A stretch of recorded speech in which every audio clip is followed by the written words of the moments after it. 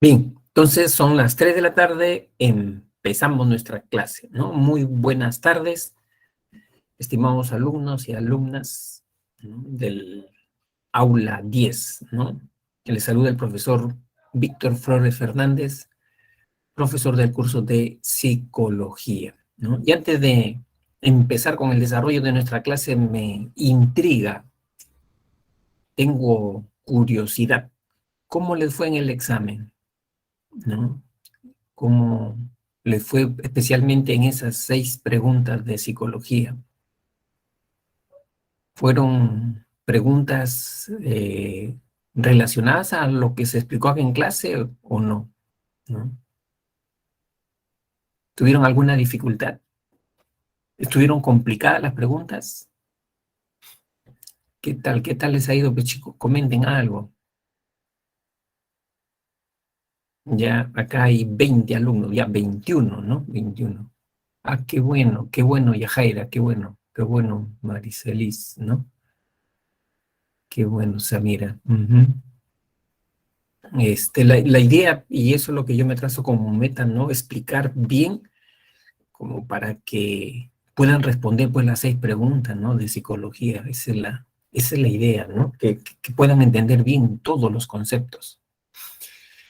Muy bien, entonces el día de hoy vamos a hablar sobre el tema pensamiento y lenguaje, ¿no? O sea, son procesos mentales que están muy ligados, chicos, ¿no?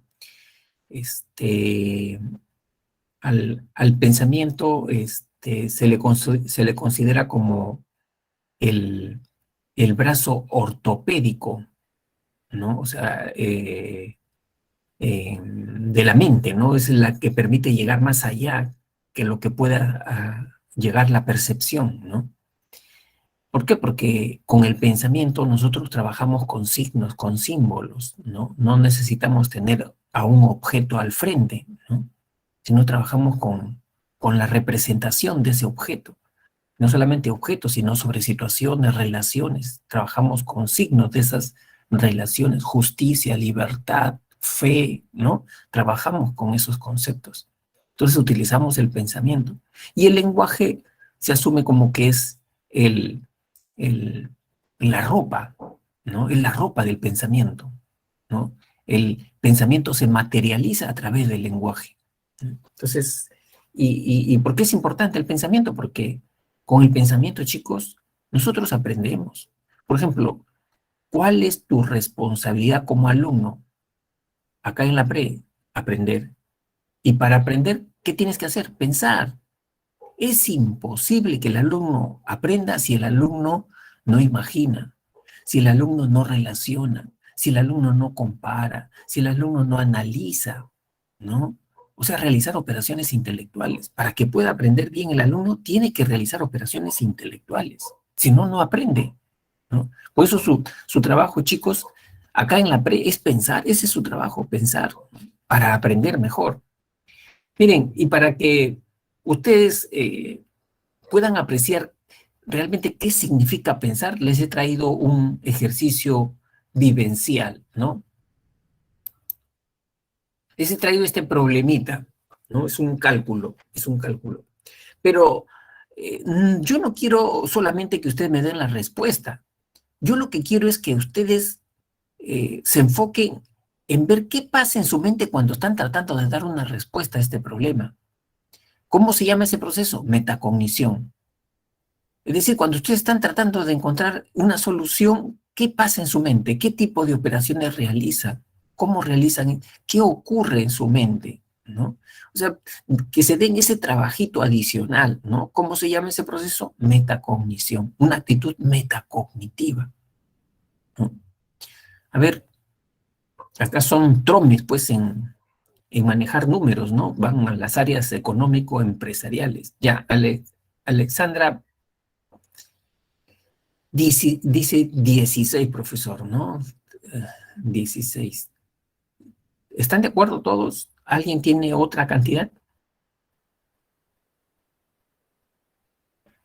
17, Georgina. Miren, chicos, yo también he aprendido con ustedes, o sea, con los alumnos. O sea, en las clases anteriores yo me venía con una cantidad Y los chicos dijeron, no, profesor, así no se resuelve de esta manera. O sea, yo fui aprendiendo acá, ¿no? A resolver esto. Pero, como le digo, lo interesante es que tú veas qué ocurre en tu mente, ¿no? Ahí está, mira, Franco, Carlos ya lo dieron, ya dieron con el resultado. Ya dieron con Franco y Gabriel igual, 15, pues, ¿no es cierto? 15, efectivamente. Franco, Carlos, Gabriel, yo cometí el error, ¿sabes qué? ¿Cuál fue mi error? Que yo realicé la operación de manera lineal, secuencial.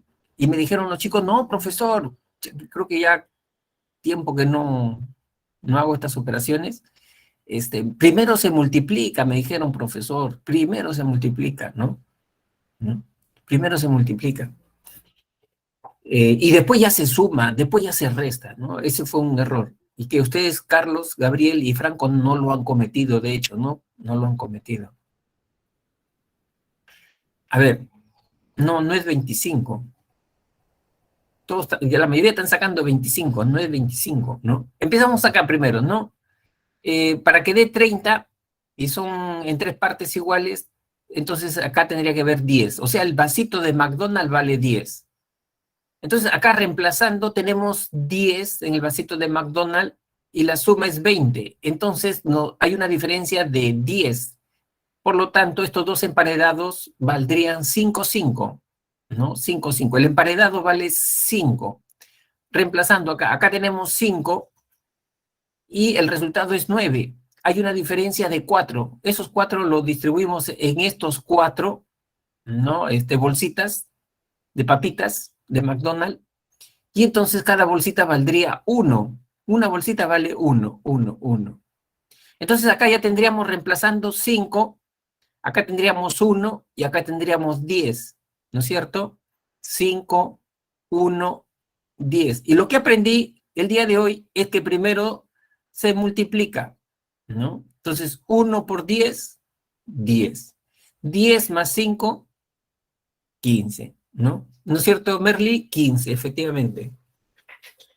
Ya, dice acá Gabriel, las 2 papas valen 2, ¿no? Claro, ¿no es cierto, Gabriel? Las 2 papas valen 2, pero si hay una sola papa, entonces, ¿no? Lo que pasa puede ser que hayamos tenido una alteración de la percepción, porque yo visualizo como una, que hubiera una papita, o sea, una bolsita. Claro, no, sí, Bolsita.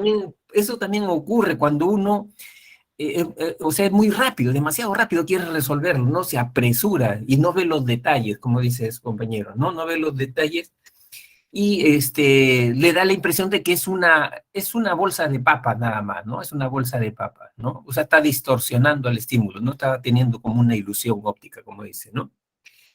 Chicos, pero eso no es el reto. Ya sacaron el resultado. El reto es que si tú has podido apreciar qué ocurre en tu mente cuando tú estás pensando, qué ocurre en tu mente, qué estás manejando dentro de tu mente. Y seguramente ustedes se darán cuenta que cuando nosotros pensamos, manejamos signos, símbolos, ¿no? Dentro de nuestra mente. Y esos signos y esos símbolos es una representación de un objeto, de una relación, ¿no? O sea, nosotros cuando pensamos, trabajamos con representaciones mentales, que son signos y símbolos, ¿no? No necesitamos al objeto, movemos, cambiamos los signos, ¿no? Ponemos situaciones posibles y por eso que eso nos permite dar un concepto, una definición de lo que es, ¿no?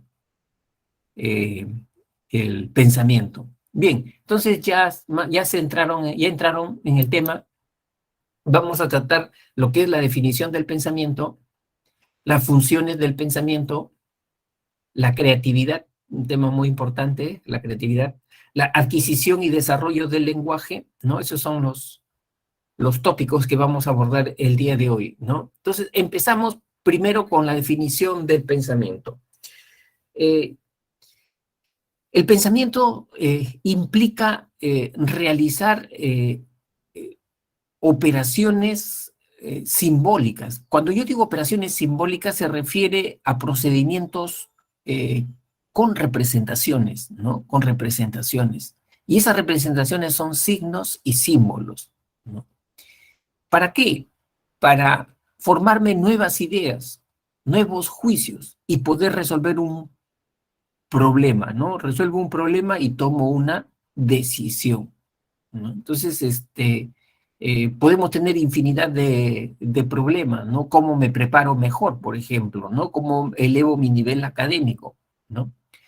¿Cómo hago para que mi papá no se lleve una mala impresión porque no le ha ayudado, ¿no? Entonces, ahí comienzo yo a abstraerme y ver posibles salidas, ¿no? Porque ¿quién me permite eso? El pensamiento.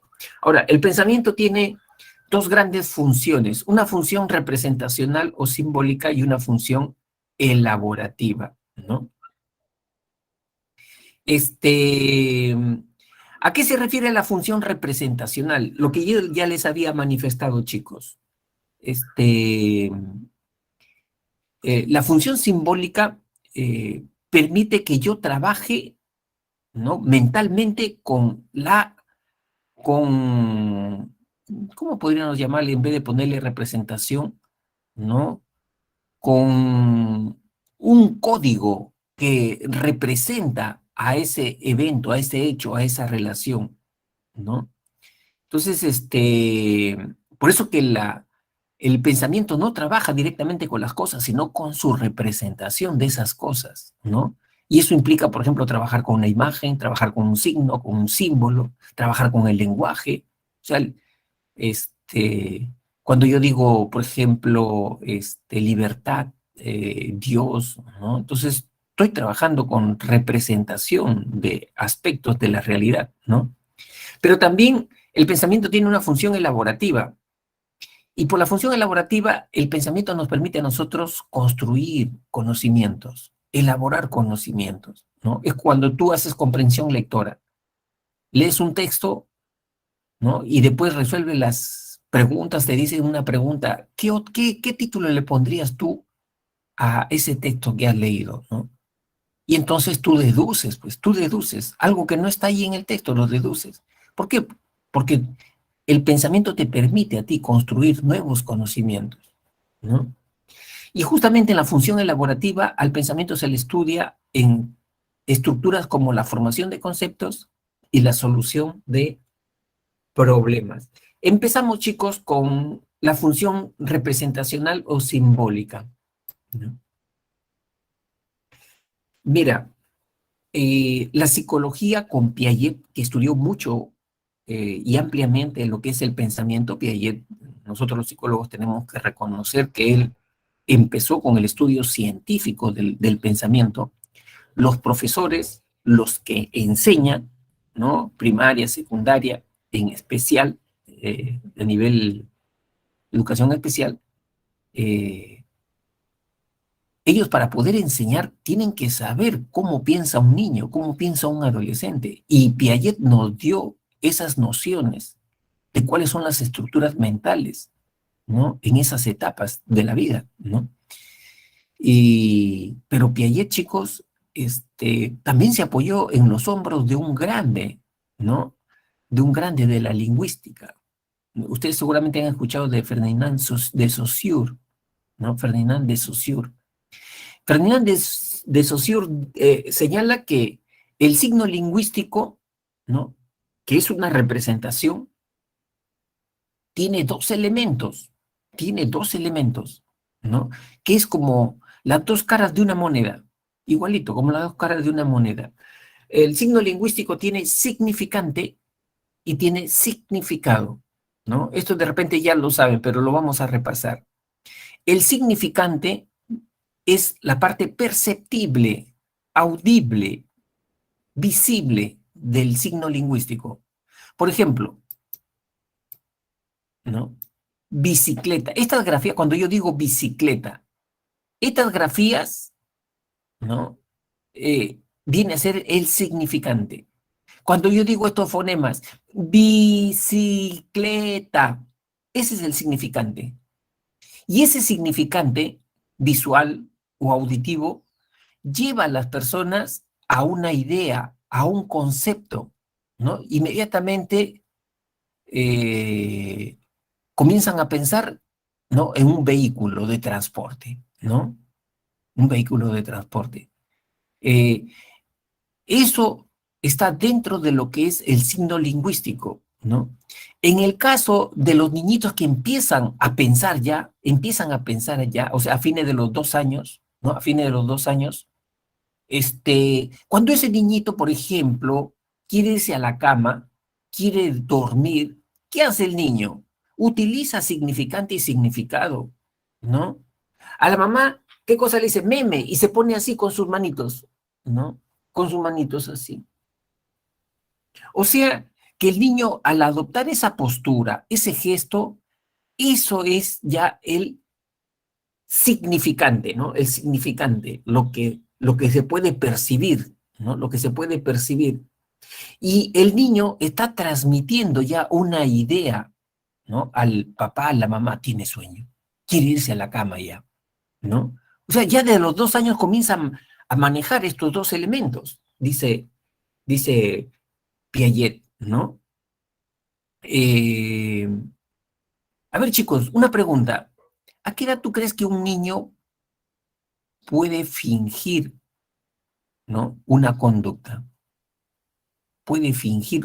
El término correcto no es mentira, ¿no? Sino simplemente, por ejemplo, cuando el niño mediante el juego engaña, ¿no?, que está dormido, pero está despierto. Pero él está con los ojos cerrados, ¿no? Y está quieto, ¿no? ¿A qué edad tú crees que pueda ya un poco el niño empezar a manejar eso, ¿no?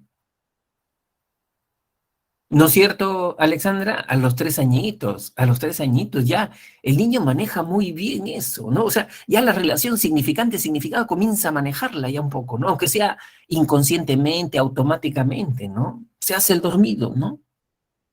¿No? Se hace, ¿para qué? Para que de repente la mamá le dé su besito de buenas noches, ¿no? Ya comienza a manejar eso, ¿no? O sea, ya el niño comienza a pensar, ya comienza a pensar, ¿no? Entonces, Piaget utilizó estos conceptos de la lingüística para explicar que ya empieza el niño a pensar, ¿no? Y nosotros los adultos, de hecho, que utilizamos constantemente estos elementos, ¿no?, en nuestro pensamiento. Por ejemplo, miren chicos, no es igual, ¿no?, que un amigo o un contrincante a una persona le diga tonto. No es igual. O sea, si a mí un amigo me dice, te equivocaste pues porque eres un tonto, ¿no? Eres un tonto, el significado va a ser diferente si ante un error mío, un rival, un contrincante, uno que no es mi amigo, ¿no?, me dice tonto, ¿no? No es igual. Miren, están utilizando el mismo significante. Están utilizando el mismo significante. Tonto. Eres un tonto, ¿no? El mismo significante. Pero de acuerdo al contexto, a la situación y a quién lo está diciendo, ¿no? Entonces, en el primer caso, si me dice mi amigo que yo soy un tonto, yo lo puedo tomar como que me está diciendo que soy ingenuo, que soy inocente. Y bueno, lo acepto, pues. ¿No? Ya, bueno, me está diciendo soy inocente, soy ingenuo, ¿no? Se aprovechen de mí, ya. Pero si me lo dice un contrincante, un rival, alguien con quien he tenido enemistad, y me dice, no, eres un tonto, ¿no? Ya no lo tomo con ese significado.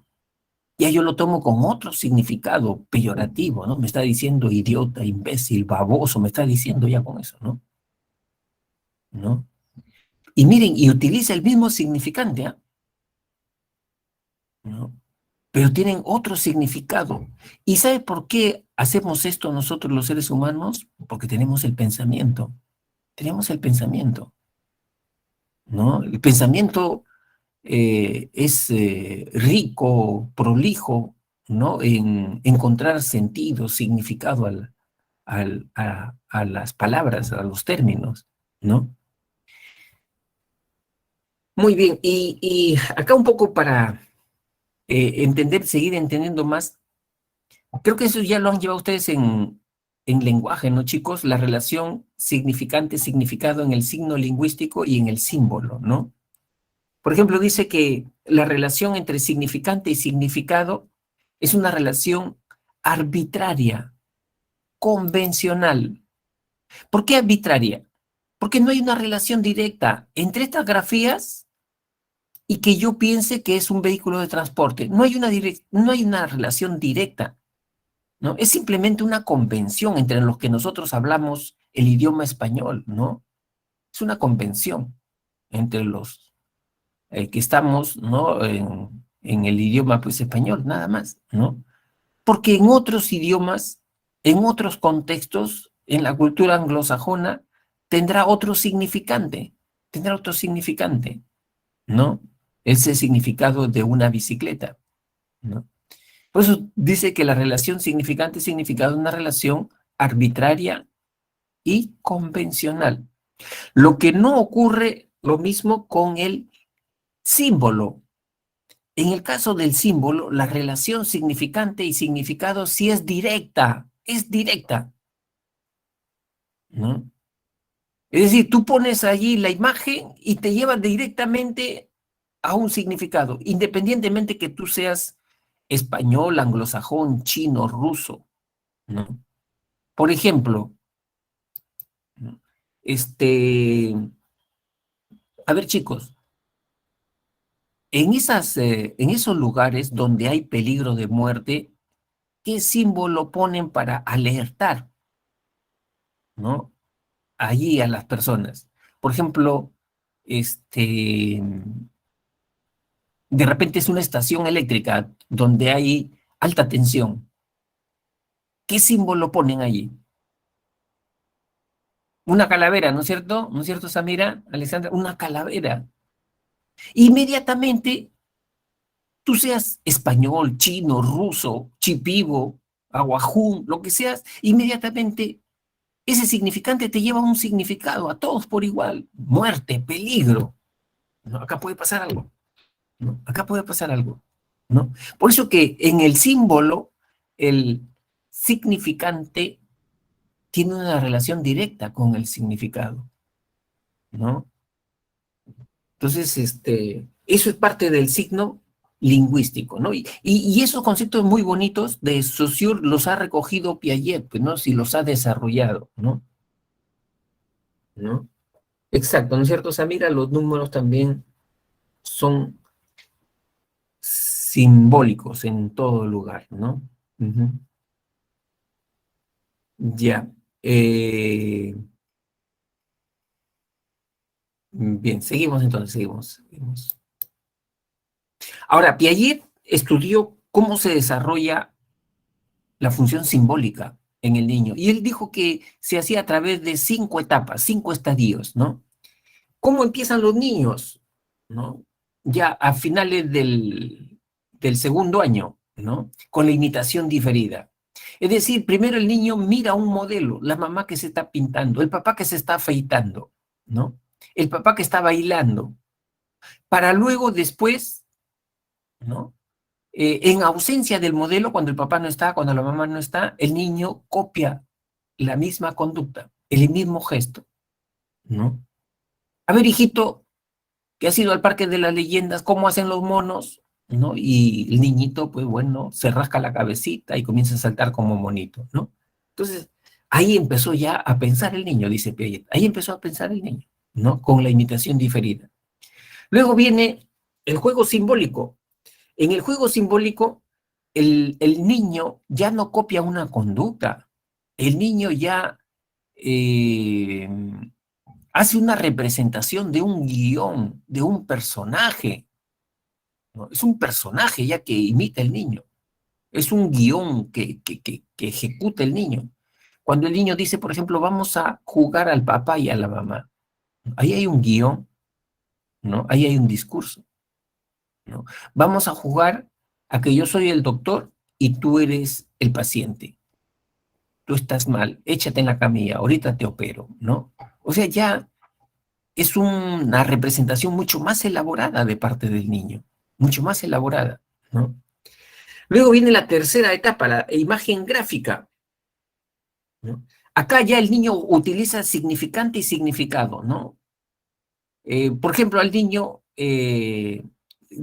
dibuja un garabato, un círculo, ¿no? Y unos palotes ahí. Para ese niño, ese garabato, ese monigote es su papá, ¿no? Es su papá. O sea, ya el niño está utilizando el significante ahí, ¿no? El significante y el significado, ¿no? Ya comienza a representar, ¿no? Y luego viene ya la imagen mental, que esto ya sí se presenta más o menos a los 4 años, ¿no? Cuando el niño, dentro de su mente, puede hacer representaciones, ¿no? Por ejemplo, se le pregunta, ¿y qué hace un avión? ¿No? ¿Para qué sirve un avión? ¿No? Entonces, el niño ya puede dar ¿no? Mentalmente puede dar una explicación, ¿no? Frente a eso, ¿no? Y la cúspide del desarrollo simbólico, chicos, es el lenguaje. Cuando ya a los 5 años, 6 años, el lenguaje está desarrollado.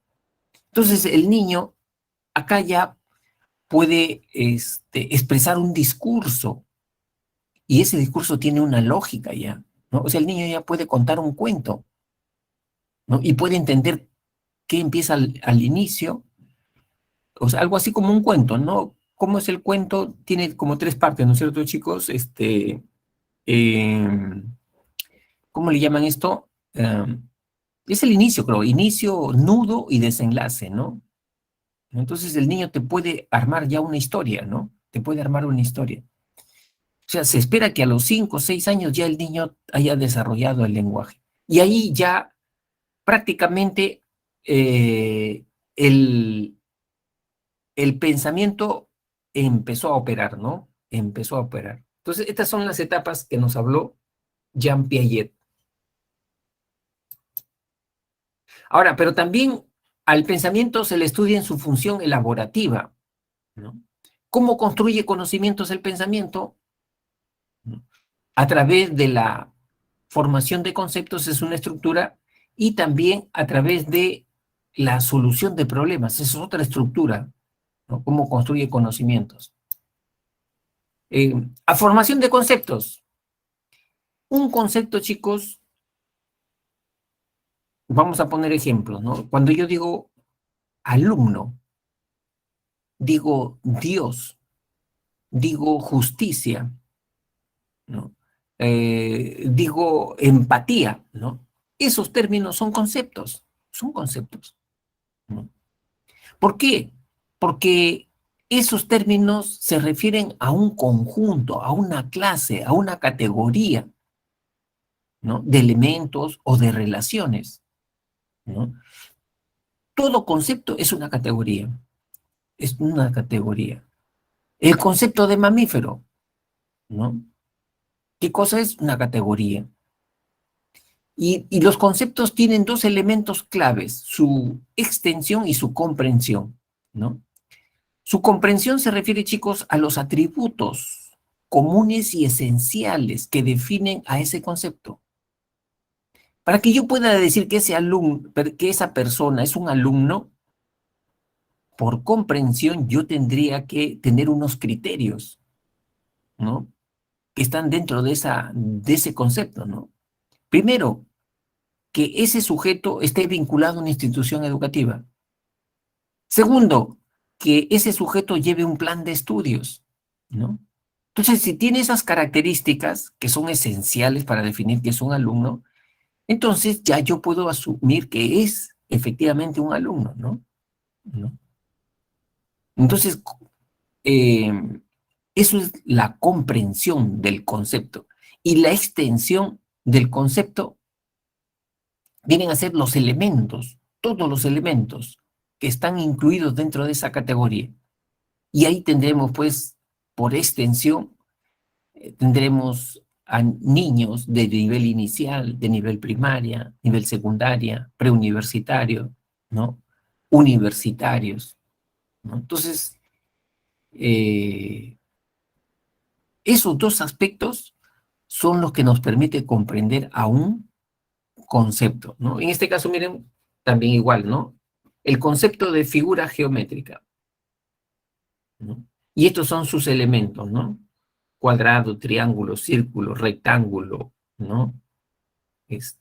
Hexágono, ¿no? Entonces, a eso se refieren.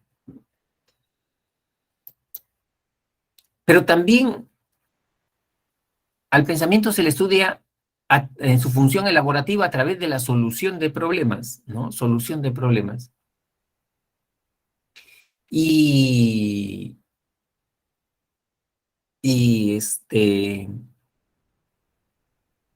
cuando una persona tiene problemas, tiene dificultades, ¿qué debe de hacer, no? Generarse opciones, generarse alternativas, buscar información. Seguramente ustedes, al salir de la secundaria tuvieron un problema, ¿no? O sea, ¿y ahora dónde estudio mi carrera, no? Pero inmediatamente seguramente ustedes se han dado cuenta que primero, antes de elegir en qué institución estudiar, primero yo tengo que definir mi carrera, ¿no? Mi especialidad, la que yo quiero estudiar, ¿no? Ese es el primer paso, ¿no? Una vez que yo ya elegí qué carrera tengo que estudiar, tengo que ver cuál es la institución que mejor plan de estudio tiene, la más competitiva, ¿no? En esa carrera, porque no todas las universidades, ¿no? Son buenas en todas las carreras, ¿no? Entonces, por eso es importante, chicos, generarse alternativas, opciones. Tengo la alternativa A, la alternativa B, la alternativa C. Buscar información, ¿no? ¿Para qué? Para que yo pueda tomar una decisión, ¿no? Tomar una decisión significa elegir entre alternativas. Elegir entre, ¿no? Ahora, cuando yo tomo una decisión, utilizo estrategias, caminos, métodos, ¿no? Para solucionar ese problema. Y la psicología nos ha dicho que son 4 las estrategias que tomamos para solucionar problemas.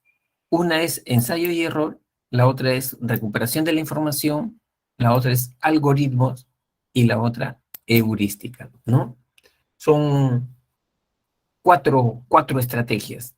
Vamos a ver en qué consiste cada una de ellas. Ensayo y error. En realidad, chicos, no debería de llamarse una estrategia esto, ¿no? Pero bueno, resulta que hay personas que sí la adoptan. Es cuando no hay plan, no hay diagnóstico. Tengo un problema, pero no hago un diagnóstico, no tengo un plan para enfrentar ese problema. Y me convierto en una persona reactiva. La primera idea que se me ocurre en la cabeza es la ejecuto. Lógicamente me voy a equivocar. Lógicamente voy a tener frustración y cantidad de errores, ¿no? Es como si el alumno, por ejemplo, miren chicos, un caso, es como si el alumno ha terminado su secundaria y dijera, ¿no? Sin haberse evaluado cuál es su nivel académico, ¿no? ¿Qué tiempo le faltaría para estar en una situación competitiva ya para poder ingresar? Simplemente dice, voy a probar suerte, voy a postular acá a San Marcos y voy a probar suerte, ¿no? Entonces, con esa actitud, lógicamente, esa persona va a cometer muchos errores y el ingreso le va a tomar más tiempo, ¿no? ¿Por qué? Porque es una persona reactiva, ¿no? Entonces, esta estrategia es una estrategia costosa, demasiado costosa, ¿no?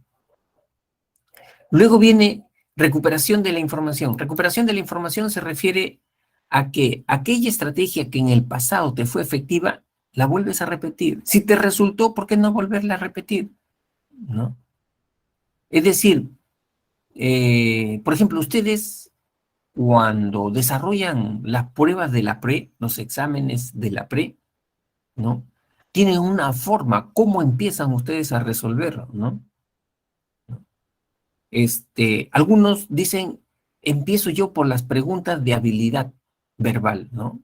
O habilidad lógico-matemática. Otros dicen, no, yo empiezo por las preguntas de conocimientos. Por ahí empiezo, ¿no?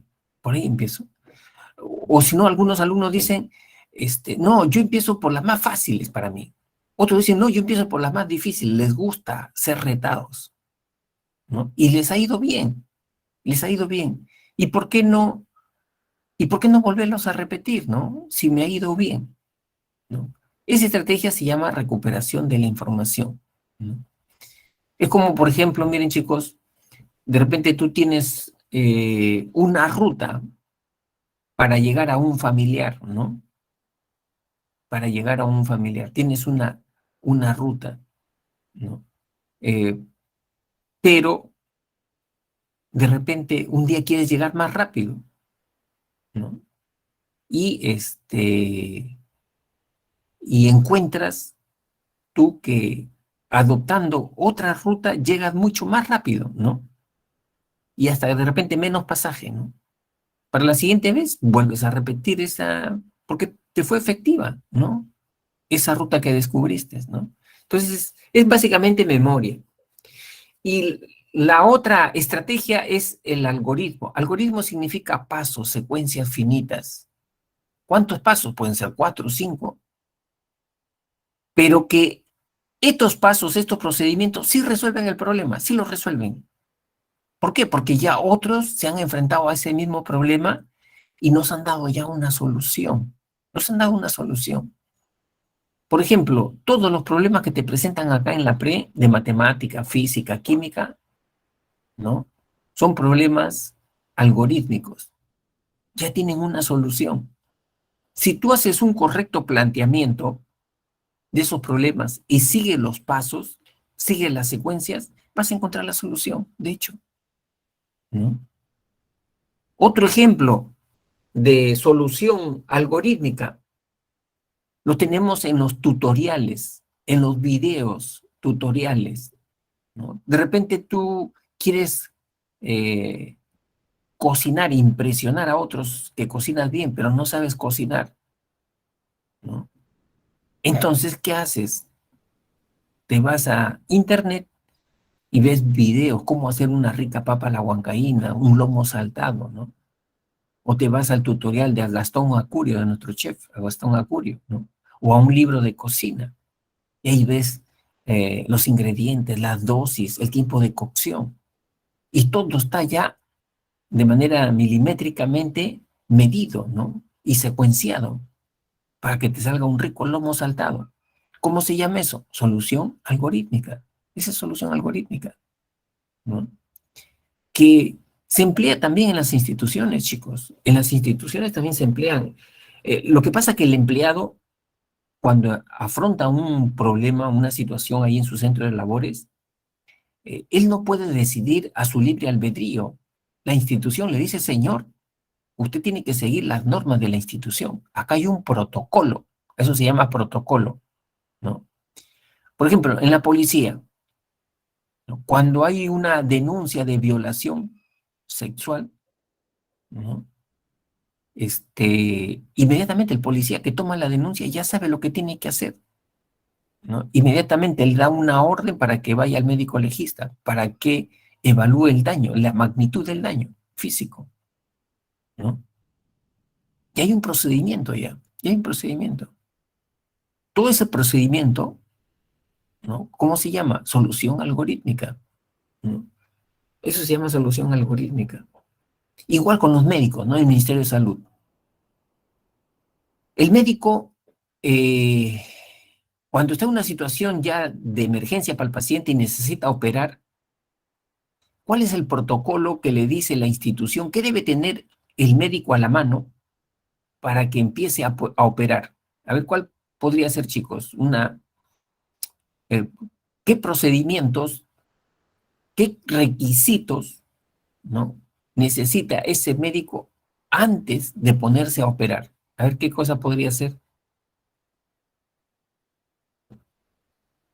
A ver, los leo.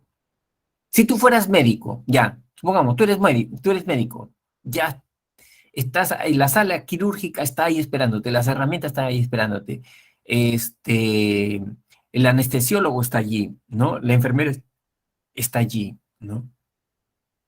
Tú inmediatamente vas y lo operas. ¿Qué necesitarías tú, ¿no? Para realmente operar a ese paciente? A ver, como pasos algorítmicos. A ver, los leo.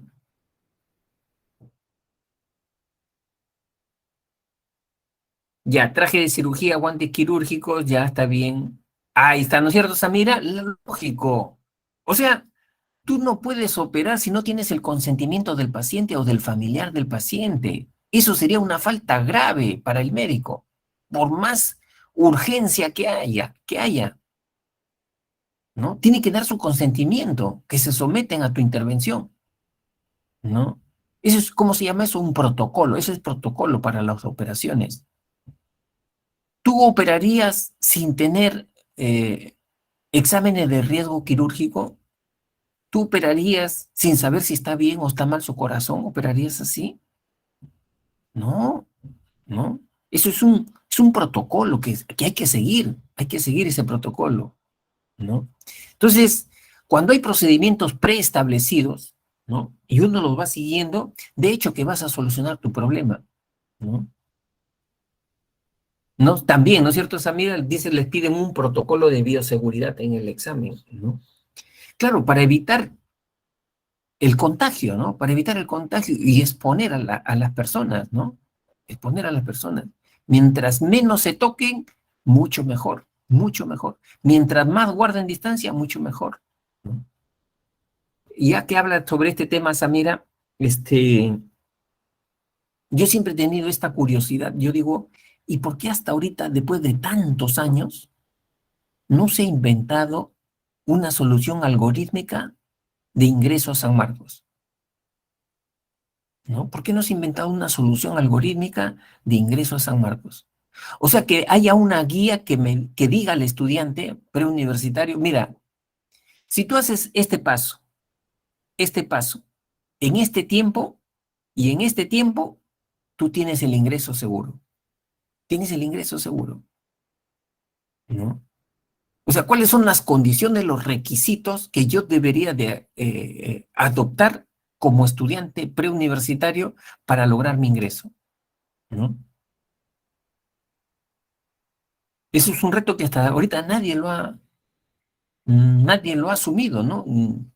Ni los chicos que han ingresado, ¿no? Pero si nosotros pensamos e imaginamos, ¿no? Bueno, ¿cuáles podrían ser esos requisitos mínimos, chicos, que ustedes creen que ya ese alumno está a un paso de ingresar? A ver, ¿cuál podrían ser? ¿Qué tendría que ser? A ver, es que no es un algoritmo. Algunos funcionan de una manera, otros a otras no, dice, ¿no? Ya. Pero si nos atrevemos a darle una solución algorítmica, es posible encontrar una solución algorítmica. Es posible, ¿no? Bueno, a ver, haciendo un esfuerzo de nuestra propia experiencia personal, ¿no? Un requisito, si el alumno es capaz de mantener un ritmo de estudio de 5 horas diarias, mínimo 5 horas diarias, después de su clase, ¿no? Por medio año, ese alumno está cerca de su meta. O sea, no le cuesta estudiar, repasar 5 horas diarias, ¿no? Está cerca de su meta. Otro requisito, si ese alumno es capaz de responder el 70% de las preguntas de 100, está cerca. Ya está cerca ya. Pero si solamente responde 50, le falta todavía. Le falta. Y si responde 40, un año más de preparación, ¿no? Un año más de preparación. Si ese alumno, cuando procesa información, utiliza métodos y técnicas de estudio, procesa rápido, también ya está cerca, ¿no? ¿No es cierto, Ariana? Un poco ver el tema de estudio, ¿no? El tema de estudio, disciplina y responsabilidad, ¿no? Aquí creo que hacer la invitación a esos chicos que ya ingresaron y ingresaron los primeros puestos, ver sus testimonios, ¿no? Que ellos les ayudaron realmente para tener un buen puntaje, ¿no? Yo siempre he leído, ¿saben qué, chicos? El testimonio de los chicos que han ocupado el primer puesto en San Marcos, ¿no? En el ingreso. Y ellos hablan lo que ya dicen, ¿no?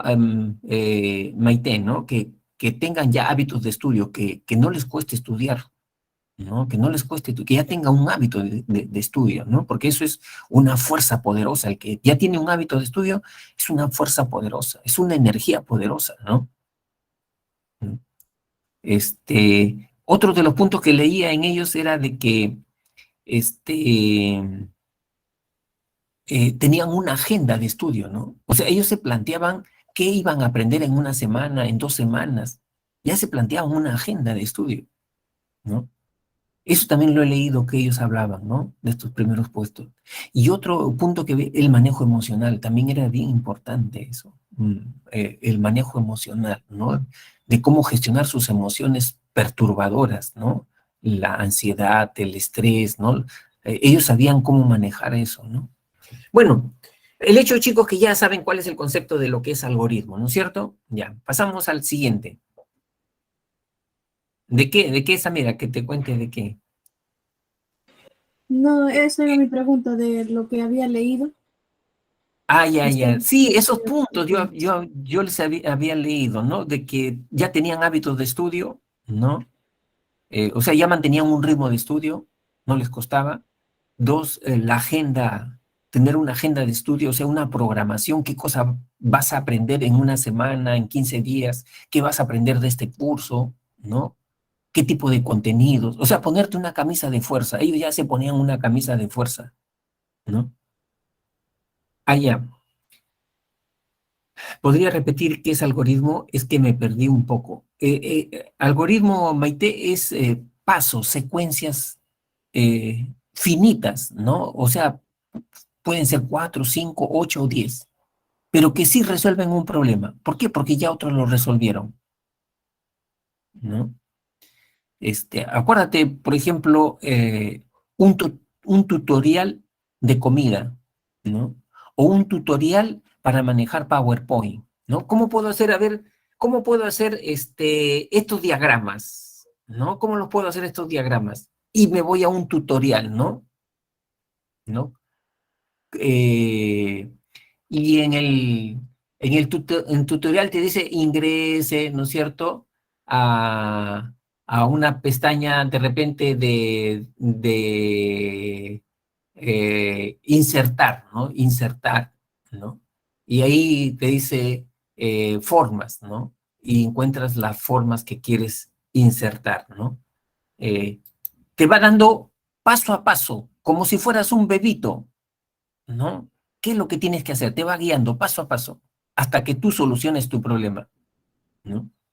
Chicos, no sé si ustedes han tenido oportunidad de pagar los servicios o ver algún problema con los servicios de agua, luz, ¿no? O telefonía, ¿no? Quieres hacer un reclamo, ¿no? O presentar una queja. Estas grandes empresas ya no quieren contratar personal, ya no quieren contratar personal. ¿Qué ponen? Un asistente virtual, un programa que se llama el asistente virtual. Entras tú a la web de esa empresa de Sedapal, Enel, Luz del Sur, ¿no?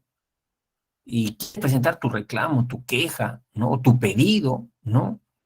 Este, Empieza la asistente virtual Clara, ¿no? Y te dice, ¿qué desea usted, señor? Y te pone 10 opciones, ¿no?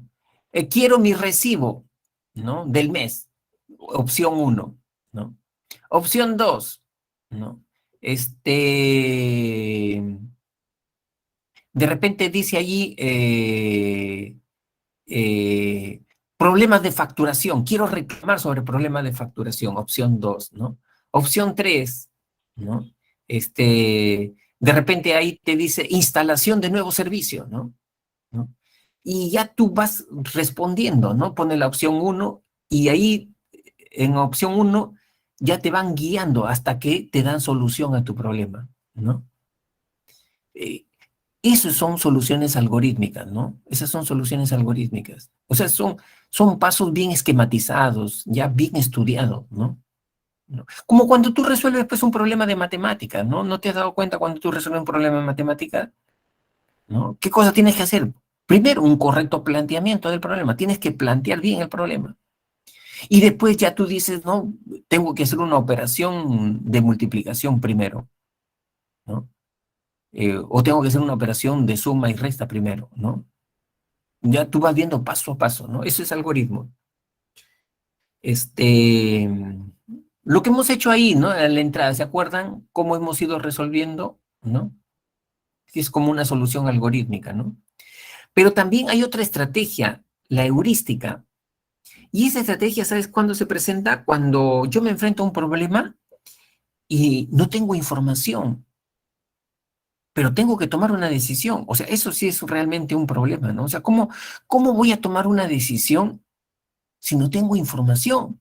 Pero ocurre, chicos, ocurre que la situación me exige o me demanda tomar ya una decisión, ¿no? Por ejemplo, me presentan a una persona y yo quiero saber si vale la pena seguir conversando con esa persona o cortarla de una vez, ¿no? Pero no la conozco a esa persona y no tengo tiempo para buscar información sobre esa persona. O sea, estoy en una encrucijada ahí. Estoy en una encrucijada. ¿Qué cosa hago en ese momento? Inmediatamente dice que las personas utilizan un atajo mental, utilizan una heurística, ¿no? Un criterio práctico, un criterio de su experiencia. ¿Cómo hago para conocerla un poquito más, a esa persona? En una cuestión rápida, en cuestión de 20 segundos, ¿no? Perdón. Ahí, de acuerdo a la experiencia de cada persona, ¿no? Algunos, ¿qué cosa hacen? ¿No? Algunos dicen, a ver, voy a averiguar su signo zodiacal. Oye, Ricardo, ¿y tú de qué signo eres? Y Ricardo le dice, soy Géminis, soy Escorpio. Ah, este es así, este es así. O este es así, porque este Escorpio es así, ¿no? ¿Qué cosa está utilizando?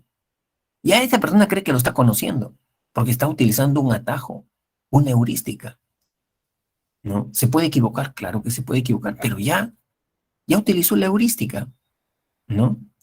Otras heurísticas, eh, algunos se fijan en la mirada, ¿no? Nos dicen que los ojos es el espejo del alma, ¿no? Los ojos es el espejo del alma, ¿no?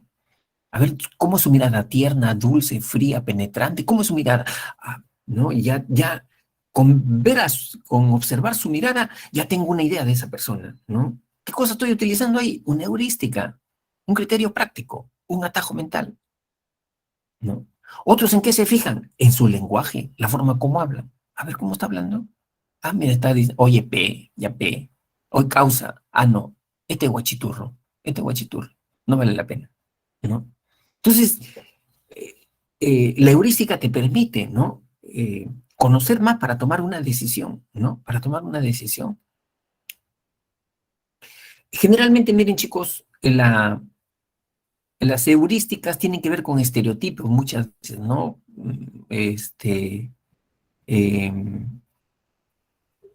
Por ejemplo, no sé si ustedes se han dado cuenta, los chicos de tercer año de secundaria, cuarto año de secundaria, muchas veces escogen su profesión por una heurística, ¿no? Por un criterio práctico, ¿no?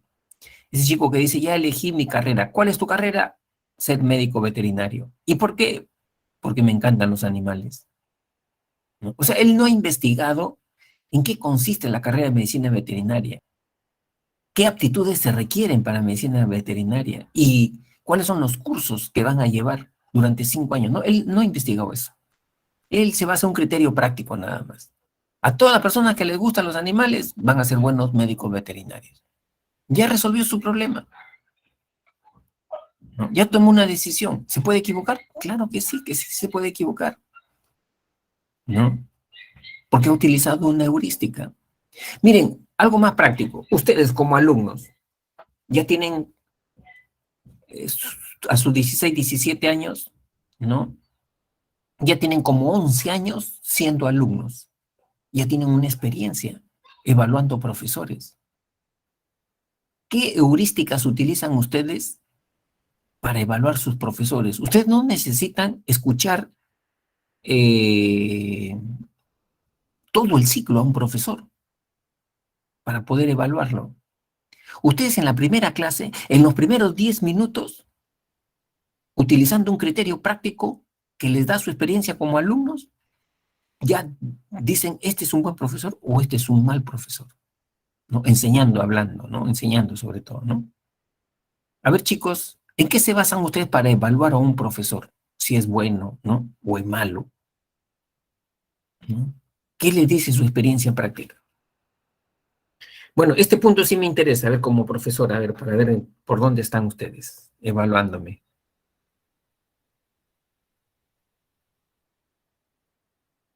¿Están durmiendo? ¿Están durmiendo? Ah, justo, hablando de evaluar al profesor, dice que los alumnos no les gustan los profesores que tienen una voz toda cansina, ¿no? Una voz que duerme, ¿no?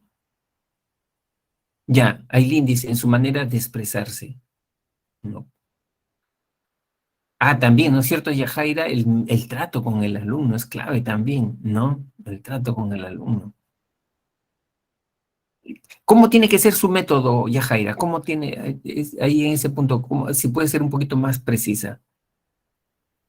Ajá, mira. Pero, ¿qué significa didáctico, Alexandra? ¿Qué significa didáctico? Este, da ejemplos, ¿no? Motiva. ¿Qué significa? O sea, algo más concreto, un criterio práctico, es un criterio práctico, ¿no? ¿No? Por ejemplo, para algunos alumnos tienen su propia heurística, ¿no? Su criterio de experiencia, ¿no? Hacen la clase divertida, dicen, ¿no? Un buen profesor hace una clase divertida, ¿no? Bueno, ¿no? ¿No? Esa es su heurística de ese alumno, ¿no? ¿No? Chicos, ¿y la edad tendrá que ver en esto? Que sean profesores jóvenes, ¿no? Que no sean muy viejos. Algunos también se llevan por eso, por la edad del profesor, ¿no? ¿No?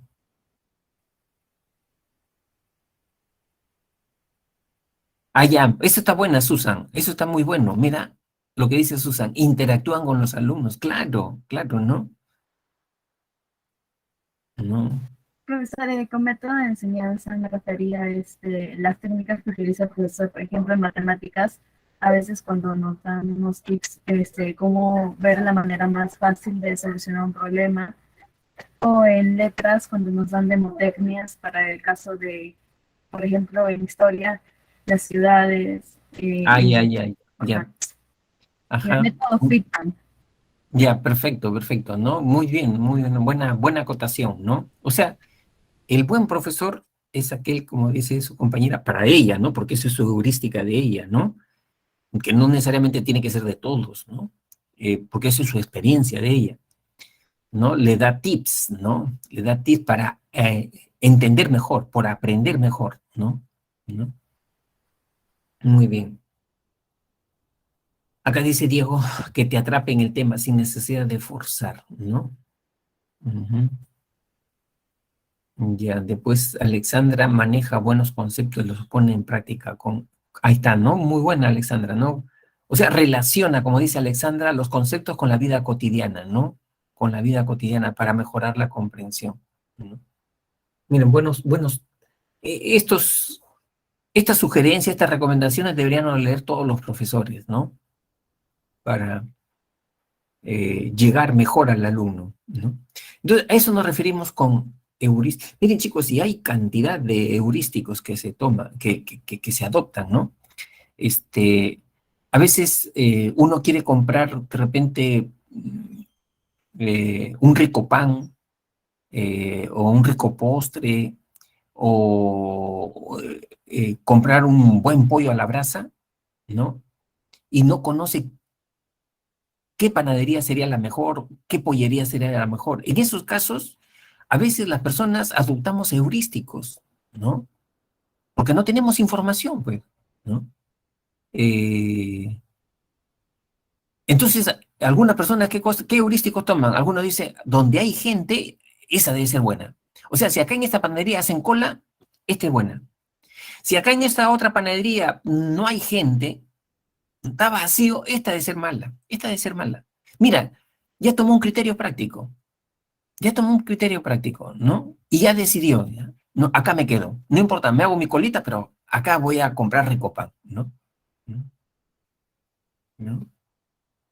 Ahí está, ¿no es cierto, Samira? Si ve bastante gente comprando. Claro, claro. Ya es un heurístico, es un criterio, ¿no? Que te orienta, ¿no? Entonces, miren, hay heurísticos locos. No sé si tú has escuchado. ¿Quieres saber realmente cómo es una persona? Mira cómo trata a la gente humilde, ¿no? A ver, mira cómo trata, por ejemplo, al portero del colegio. Mira cómo trata al trabajador de limpieza de los servicios higiénicos, ¿no? La forma como trata a esas personas, ahí vas a ver la calidad de persona que es ella, ¿no? ¿No? O sea, si es capaz de saludar o no saludar de repente, ¿no? ¿No? Tú ya te das cuenta la calidad de persona que tienes al frente, ¿no? Este... hay otros que también utilizan a nivel de enamorado, ¿no? Se dicen ellos, mira, a ver, una cosa es estar de enamorados y otra cosa ya es la convivencia cuando estás no casado, ¿no? Y ahí de repente aparece el lado oscuro de tu pareja, ¿no? Y, pero ¿cómo conocerla en ese otro contexto, en esa otra etapa? Entonces ahí aparecen algunos heurísticos que hablan, ¿no? ¿Qué cosa dicen? ¿No? Mira cómo es su cocina o mira cómo es su baño, ¿no? Así va a ser esa persona. O si no dicen, mira cómo es la mamá, porque la mamá es como esa hija dentro de 10 años, dentro de 20 años, ¿no? O sea, son heurísticos un poco locos, un poco forzados, pero hay gente que se lleva por eso, ¿no? Se lleva por eso, ¿no? ¿Han escuchado ustedes estos heurísticos o no?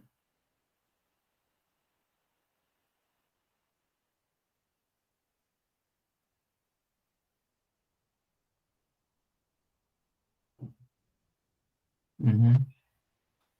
Yeah. ¿Ustedes tienen alguno que puedan compartir, chicos? ¿No? ¿Algún heurístico para conocer a una persona? ¿Algún heurístico? Aparte de la mirada. Puede ser ver cómo trata a los animales de la calle. Ah, también, ¿no? También ese es un bonito, también un buen criterio, ¿no? ¿No? Excelente, buen ejemplo, ¿no? Buen ¿Cómo ejemplo. actúa con los niñitos de repente? Con los niñitos. Ah, también, ¿no? Ajá. Sí, o sea, a través de esos criterios ya tú te das cuenta cómo es la persona, ¿no? Especialmente con los seres más indefensos, con los seres más vulnerables, ¿no? Especialmente con ellos. Ahí uno ya se da cuenta, sí, ¿no? Ah, ya, Romina dice el lenguaje corporal, también dice bastante el lenguaje corporal, ¿no? ¿No? Excelente, ¿no? Algunos también dice que miran la forma de vestirse, ¿no? También cómo está vestido, ¿no? También dice que da una idea de cómo es la persona, ¿no? ¿No? Entonces, tenemos infinidad, chicos, de heurísticos, ¿no? A veces cuando dice uno va a comprar a un artefacto electrodoméstico y no ha averiguado todavía, y ya está en la tienda, está con la plata, ¿no? Pero no tiene información, ¿no? Y ya quiere comprar, ¿no? Una laptop, ¿no? Una computadora, etcétera, ¿no? Entonces, inmediatamente, ¿no? Puede utilizar el heurístico del precio, ¿no? Si es de elevado precio, debe ser de buena calidad. Si es de bajo precio, de mala calidad. Entonces voy a escoger, ¿no? Una laptop de un precio moderado nada más, ¿no? Entonces ya tomo una decisión ya, ¿no? en base al heurístico del precio. O si no, pregunta de dónde es, ¿no? Ese artefacto, ¿no? ¿Es de Japón, de Alemania, es nacional, ¿no? Y ya toman una decisión.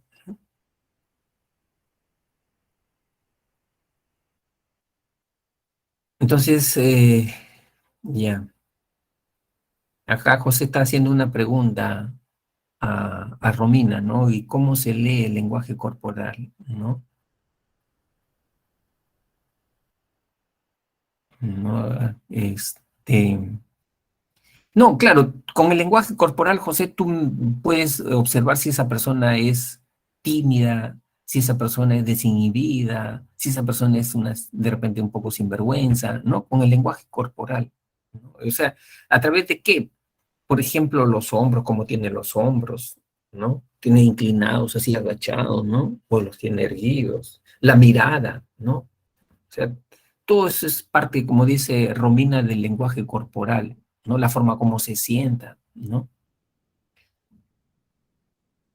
Entonces, ya tú vas sacando una conclusión sobre esa persona. Tú no necesitas preguntar, necesitas informarte. A través de esos criterios vas conociendo a la persona, ¿no? Bien. Ahora entremos al concepto de creatividad, ¿no? Miren, chicos, ¿quiénes son las personas creativas? Son aquellas personas que te dan ideas nuevas, diferentes, originales, novedosas, no ideas convencionales, no ideas trilladas, ¿no? Y no solamente eso, sino que también son personas que tienen una gran fluidez. Es decir, no se dan solamente 2 ideas, te pueden dar 10 ideas, 15 ideas, ¿no? O sea, la fluidez y la novedad, la originalidad son los ingredientes de un comportamiento creativo, ¿no? Es como si yo te preguntara ahorita, por ejemplo, tú, ¿qué podrías hacer con una naranja? A ver, ¿qué podrías hacer con una naranja? Yo ahí podría estar evaluando, entonces, tu creatividad, ¿no?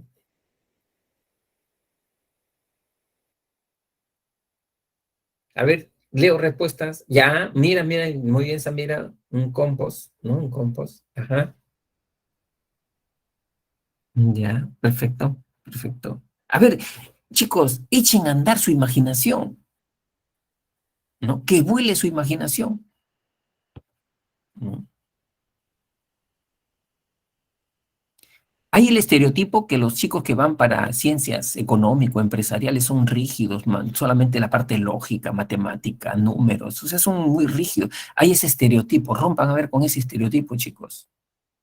Chicos del área económico-empresarial, ¿no?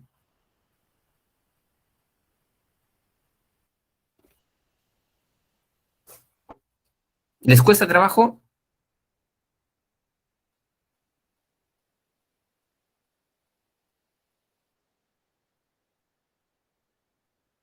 ¿No quieren imaginar? ¿No quieren imaginar?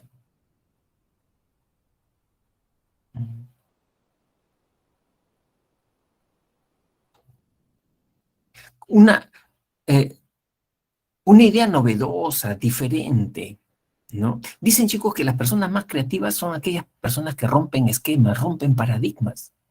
Incluso las personas más creativas son personas medias locas, ¿no? El, el creativo es un loco, ¿no? Es un loco, entre comillas, ¿no? ¿No? Claro, cuando es una persona original en sus ideas, ¿no? ¿Usted no lo han escuchado alguna vez a Melcochita? ¿No? Cuando te invitan a un evento, inmediatamente, no vayan, no vayan. O sea, sale con sus ocurrencias, ¿no? Y sabe con les pone apelativos a las personas inmediatamente, ¿no? ¿No? ¿Por qué? Porque es una persona muy creativa, ¿no? Es una persona muy creativa. ¿Lo conocen o no lo conocen? De repente no lo conocen. A Melcochita. Sí, sí lo conocen, ¿no? Sí lo conocen. Entonces ya saben de lo que se está hablando, ¿no? ¿no? Miren, para que se les aclare un poquito mejor, ¿no? Eh, Acá les pongo un reto. Esto es un 9 puntos, ¿no?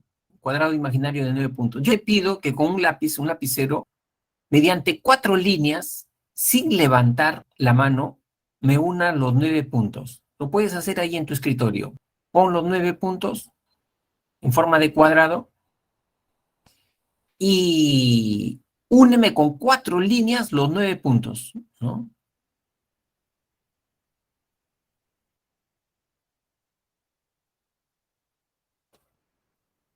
Miren, chicos, cuando uno se enfrenta a un problema, muchas veces se enfrenta con dos tipos de pensamiento. Un pensamiento lógico, racional, vertical, lineal, pero también con un pensamiento creativo, imaginativo, ¿no? Hay dos formas de enfrentar un problema. Y este problema tiene una solución creativa, no lógica ni racional, sino creativa, ¿no? Y recuerda lo que yo te había dicho del pensamiento creativo, es cuando rompe esquemas, rompe paradigmas, ¿no? Y uno utiliza la imaginación, pues, utiliza la imaginación, ¿no? Ya, pero acá dice Aileen con S al medio, ¿no? A ver, vamos a ver, espérate, dibujar. Pero no los une a todos, Aileen, ¿ah? Con S no los une a todos. Mira, S.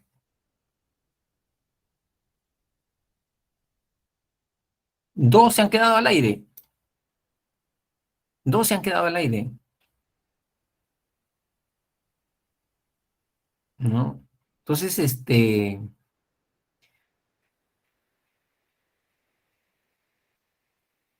pero si lo haces en forma de G, Samira, el del centro se queda al aire, ¿no? El del centro se queda al aire. Ustedes están pensando de manera lógica, racional. Así están pensando, de manera lógica, racional están pensando, ¿no? Dentro del esquema del problema, no se mueven fuera del esquema del problema. Están encajonados dentro del esquema del problema. Ya. ¿Ahí cuántos tenemos, Samira? Mira, ¿en cuántos tenemos ya? Tú estás hablando en forma de G, ¿no? ¿Cuántas líneas ya tenemos? Una, dos, tres, cuatro, ¿no? Si empiezo de arriba, una, dos, tres, cuatro. ¿Y esta, la de en medio? Lo que pasa, chicos, es que ustedes tienen que salir del esquema del problema, no se dejen encajonar. El pensamiento lógico racional se deja encajonar por las condiciones del problema. En cambio, una persona con pensamiento creativo rompe esquemas. Acuérdense de Melcochita, ¿no? Al problema lo ve de diferentes ángulos, de diferentes aspectos, no solamente de un ángulo, ¿no? Mira, un alumno, ¿sabes qué me hizo? Me dijo, profesor, yo lo hago. A ver, y me hizo esto, ¿ve? ¿No? Me hizo esto. El alumno salió fuera del esquema del problema, ¿no? Fuera del esquema del problema. Mira, de acá empezó. Uno, dos, fuera del esquema del problema, ¿no? A ver, a ver, a ver, a ver, a ver, a ver. Allá. No, yo le he hecho mal. Es de acá. ¿Ya? Uno, dos, tres y cuatro. Ahí está. Cuatro. Ahí están los cuatro. ¿No? Fuera del esquema del problema, ¿no? Fuera del esquema del problema, ¿no? Incluso otro alumno me dijo, profesor, yo no lo hago con cuatro, yo lo hago con tres líneas. A ver. Y me hizo esto, ¿ve? A ver, con este. Me hizo así, miren.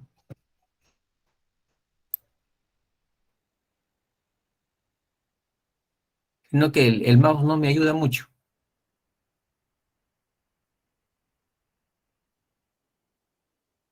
¿No? Con 3 líneas. ¿No? Con 3 líneas. Las personas entonces creativas piensan de esa manera, chicos, ¿no? Rompen paradigmas. Es como si yo, a ver, te preguntara, ¿no? ¿Por qué la chancha, o sea, la esposa del chancho, camina con la cabeza agacha? Siempre camina con la cabeza agacha. Dame una explicación. Según el tipo de respuesta que tú me des, yo voy a decir, tú estás utilizando el pensamiento lógico racional o estás utilizando el pensamiento creativo. A ver. La pregunta, entonces, ¿por qué la chancha camina con la cabeza agacha?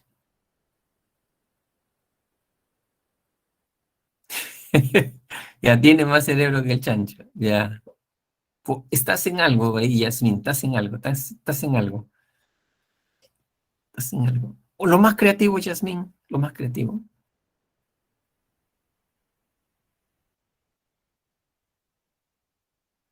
A ver, una idea creativa, una idea tipo melcochita. Pero eso es algo racional, Noelia.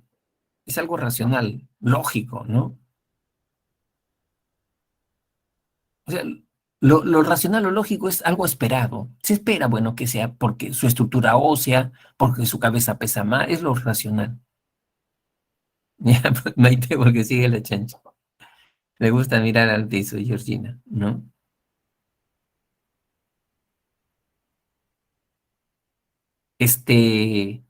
Un alumno me dijo, profesor, camina con la cabeza agacha porque siente mucha vergüenza.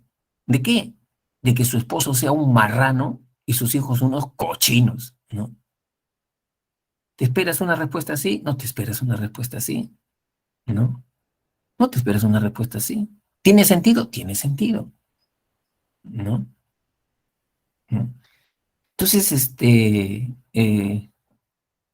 no es cierto, hasta los animales tienen vergüenza. O sea, de eso se trata, chicos, que despierten ustedes la imaginación, ¿no? Que lo vean de diferentes ángulos a un tema, ¿no? ¿No? Y no necesitan fumarse nada, no necesitan fumarse nada, sino que la imaginación, ¿no? La imaginación. Es como, es como si yo te dijera, pues, a ver, eh, ¿cuántas personas entran en un huevo? ¿Cuántas personas entran en un huevo?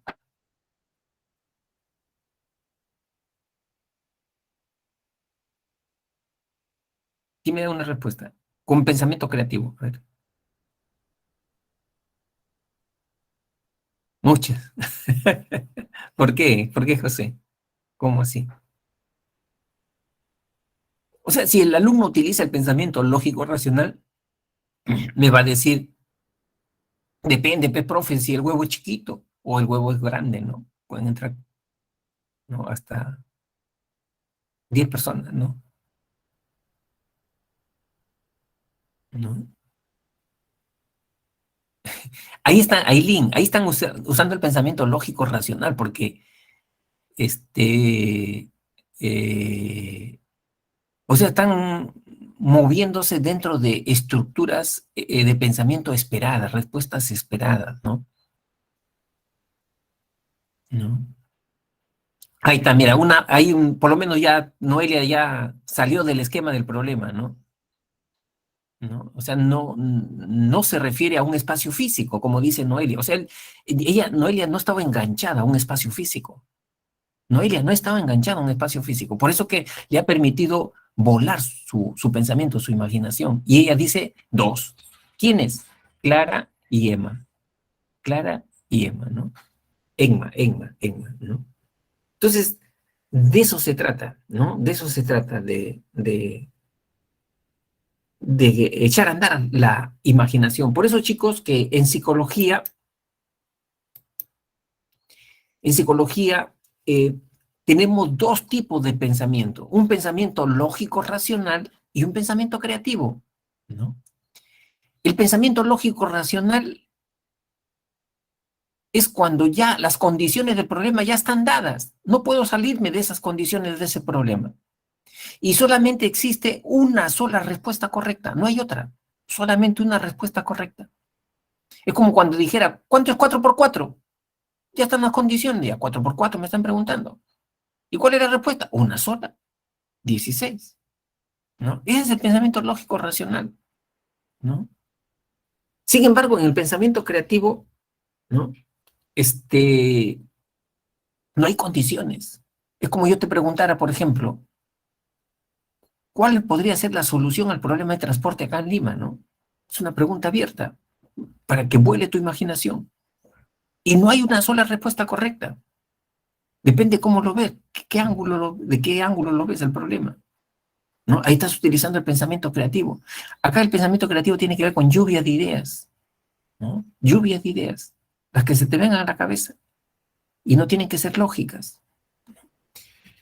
En psicología hay dos autores que investigaron sobre el pensamiento creativo, es Guilford y De Bono, pero cada uno de ellos le puso una denominación diferente. Por ejemplo, Guilford al pensamiento lógico racional le puso pensamiento convergente y al pensamiento creativo le puso pensamiento divergente, pero es lo mismo, es lo mismo. En cambio, De Bono al pensamiento lógico racional le puso pensamiento vertical, así lo llamó, pensamiento vertical, ¿no? Y al pensamiento creativo le llamó pensamiento lateral. ¿Por qué? Porque los problemas se solucionan de manera paralela, ¿no? De manera paralela, ¿no? No secuencialmente, ¿no? Entonces, es como si le dijera, a ver, una paloma ala quebrada puede volar.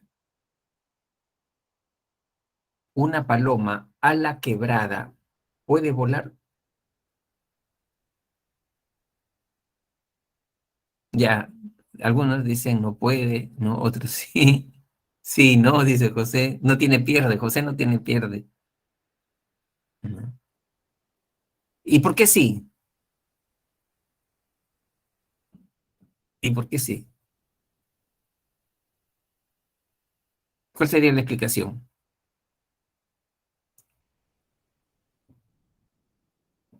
Ya.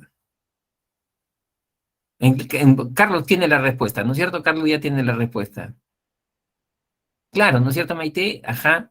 No se están hablando de su miembro, ¿no? De la paloma, de su ala, ¿no? No, sino de un lugar físico, ¿no? Que es quebrada, ¿no? A la quebrada sí puede, claro que puede volar la quebrada, ¿no? Pero si tu mente te atrapa, ¿no es cierto? Dentro de un encajonamiento, te es difícil salir de ahí, ¿no? ¿No? Entonces, hay que estimular el pensamiento creativo, imaginativo, chicos, ¿no? Muy bien. Y entonces ya saben, ¿no? Que no se confundan, que esto es lo mismo, ¿no? Es lo mismo, todo lo mismo, sino de diferente autor. Ahora vemos el lenguaje.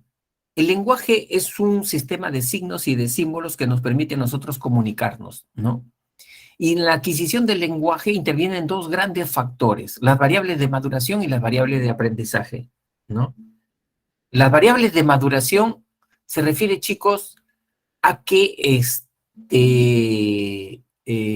genéticamente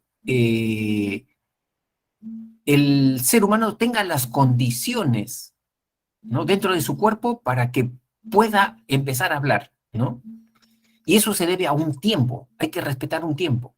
Por ejemplo, dentro de las variables neurobiológicas, ¿no? El cerebro tiene que estar correctamente mielinizado para empezar a hablar, y eso ocurre al año, un mes antes, un mes después.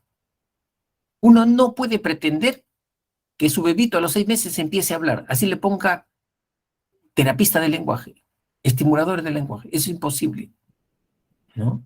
¿Por qué? Porque hay un tiempo para que empiece a hablar, ¿no? Eso es una variable neurobiológica. Variables auditivas, lógicamente el niño tiene que aprender a discriminar los sonidos, los fonemas también, ¿no? Variables fonadoras. Cuando uno habla, intervienen los órganos fonadores, la lengua, el paladar, ¿no? La mandíbula, los dientes, ¿no? Entonces tienen que estar correctamente también, ¿no? Los órganos fonadores. ¿Qué pasa con los niños que padecen de rotacismo? En vez de decir perro, dicen pajo, carro, cajo, ¿no? Justamente porque tienen problemas, ¿no? Con los órganos fonadores. Las variables respiratorias. Hablar significa, chicos, manejar el aire, dosificar el aire. ¿Por qué hay personas que son tartamudas? Eso se le llama disfemia, porque no manejan el aire, ¿no? En los primeros fonemas ya se les fue todo el aire. Entonces hay que enseñarles a respirar a esas personas. Variable de aprendizaje. Significa que nosotros aprendemos porque interactuamos con otros seres humanos, ¿no? Interactuamos a través de mecanismos de aprendizaje. El condicionamiento clásico significa asociación. Cuando al niñito le decimos pelota y le enseñamos una pelota, ¿no? El niño tiene que aprender y va a aprender por asociación, ¿no? Asociación de estímulo. ¿Eso cómo se llama? Condicionamiento clásico. Condicionamiento operante, cuando al niño lo corregimos o lo reforzamos. A ver, hijito, ¿cómo se llama esto? Peta, no, puerta, puerta. A ver, puerta. Ah, muy bien, hijito. Excelente, hijito. Me siento orgulloso de ti, ¿no? ¿Qué estamos aplicando? Condicionamiento operante, ¿no? Estamos reforzando, sancionando para que aprenda. Por imitación, a través de un modelo, ¿no? Esas son las variables, entonces, con las cuales uno va aprendiendo. Ahora, en el desarrollo del lenguaje se da en dos etapas, ¿no? En dos etapas. ¿Puede retroceder Una la etapa diapositiva, prelingüística. profesor? ¿Perdón? ¿Puede retroceder a la anterior diapositiva Sí, sí, sí. para tomar la Sí. captura? Ajá. Gracias, profesor. Ya, listo. Entonces, decíamos que en el desarrollo del lenguaje se da a través de dos etapas, la etapa prelingüística y la etapa lingüística. Son dos etapas. En la etapa prelingüística se da durante un año, es decir, cuando el niño todavía no usa una palabra, ¿no? Un término, no puede expresar todavía, ¿no? Y acá se dan estadios, el estadio del llanto, del gorgojeo, de los balbuceos y de las variaciones tonales. Del llanto, que es en el primer mes, chicos.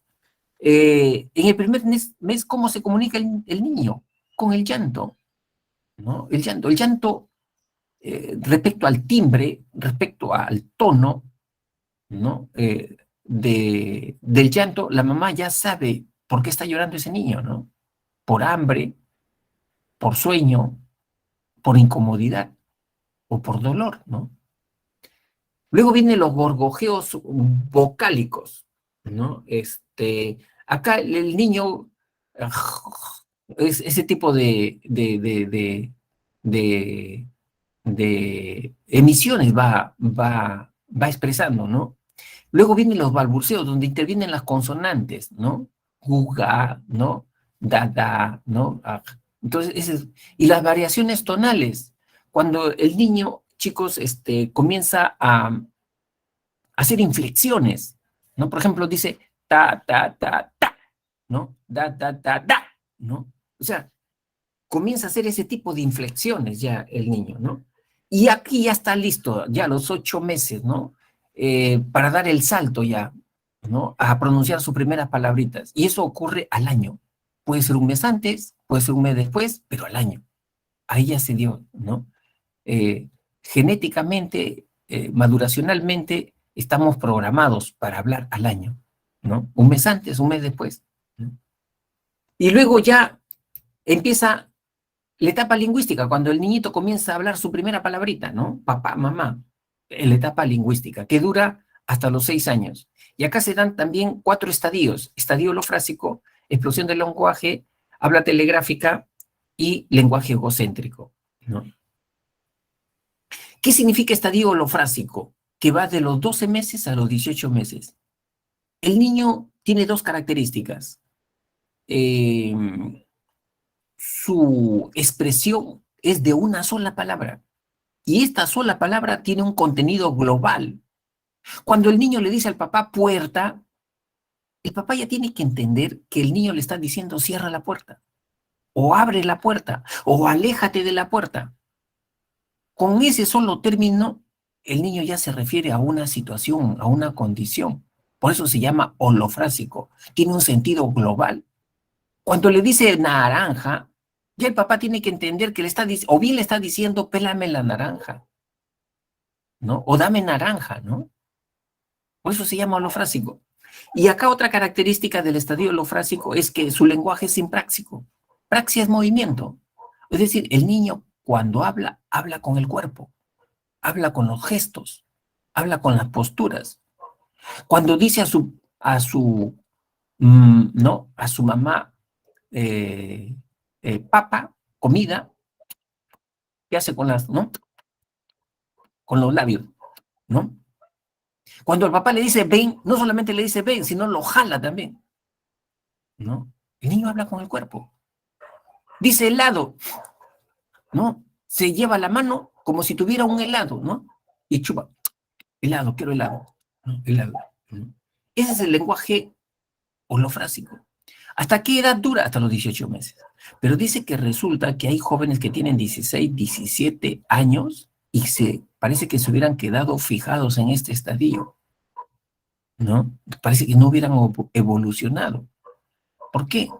Porque a sus 16 años, 17 años, cuando saludan con al amigo, ¿no? Le dan su manazo en la espalda al amigo. Hola, Pedro, y ¡plac! Su manazo ahí, ¿no?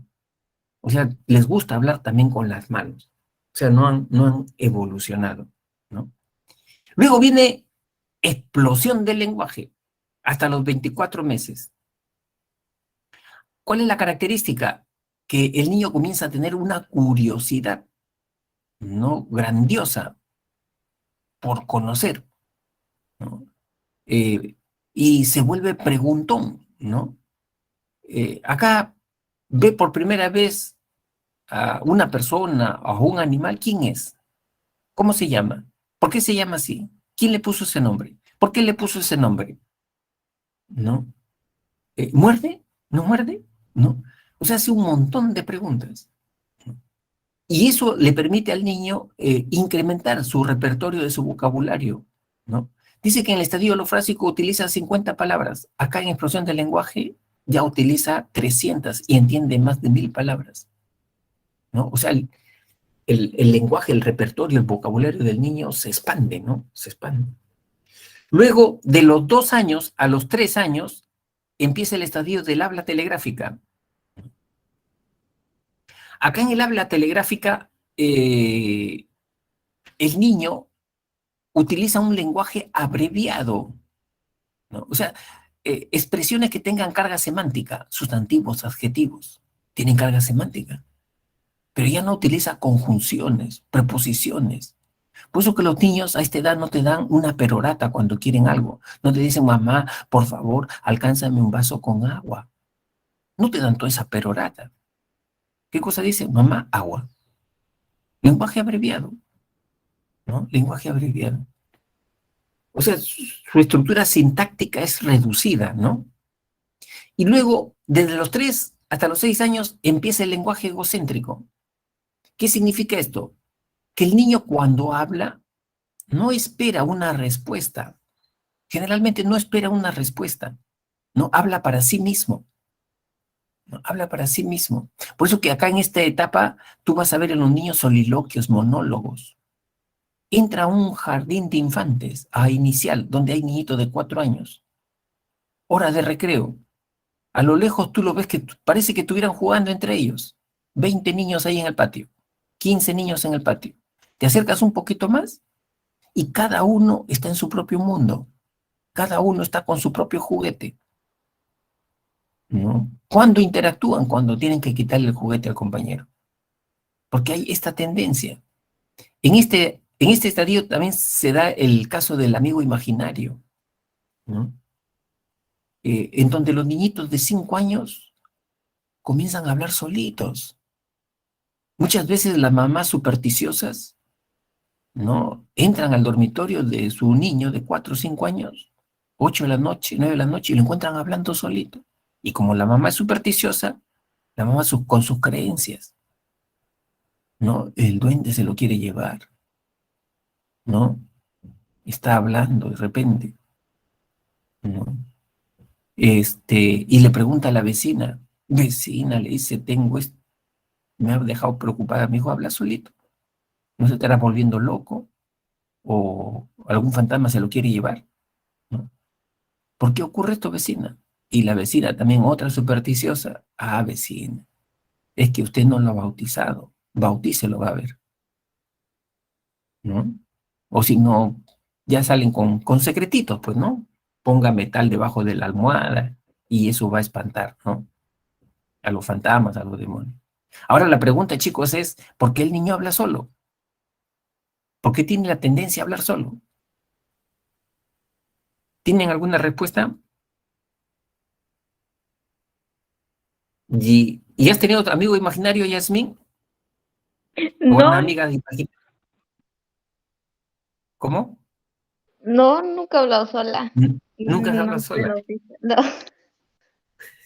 Ya, ya. No, pero sí hay una tendencia, no sé si Hay ustedes han uno visto, que de sí, los bebés que para que no se lo lleve el duende tienen que poner tijeras, cuchillos debajo de su almohada del bebé. así dicen, pues, ¿no? Yo también he Sí. escuchado eso, ¿no? Este, eh, eh, esos son los secretitos pero chicos, mira, hay una tendencia que es natural al que el niño hable solo, y no solamente el niño, ¿ah? Personas adultas también hablan solas, ¿no? Y no están locas, ¿ah? Y no se han fumado nada tampoco para decir, no, sí, no, se ha fumado su porro, por eso está hablando solo, ¿no? No, no, no. Esas personas adultas que hablan solas, ¿no? Este, están pasando por un mal momento, mal momento personal, familiar. Entonces están perturbadas. Y cuando una persona está perturbada, no piensa bien, pero tiene que enfrentarse a su problema. Entonces, ¿qué hace? Clarifica su pensamiento. ¿Y cómo lo clarifica el pensamiento? Con el lenguaje, hablando.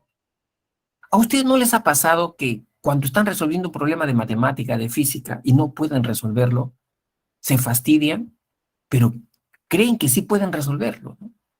¿Y qué hacen? ¿No grafican? ¿No hacen gráficos? ¿No lo hablan? ¿No lo expresan? ¿Por qué? Porque el lenguaje te ayuda a clarificar el pensamiento, ¿no? O sea, hay una relación,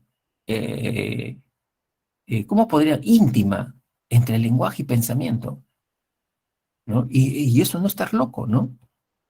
¿No es cierto? Claro, eh, acá como dice Samira, ¿no? Mira, qué interesante. Perdón, perdón. Dice Samira, puede ser que un niño hable solo porque escuchando sus palabras visualiza la acción, ¿no? Correcto, correcto, ¿no? Mira, Merlin, en su caso se da consejos, ¿no? Se da consejos. Ujú, excelente. Ya. Y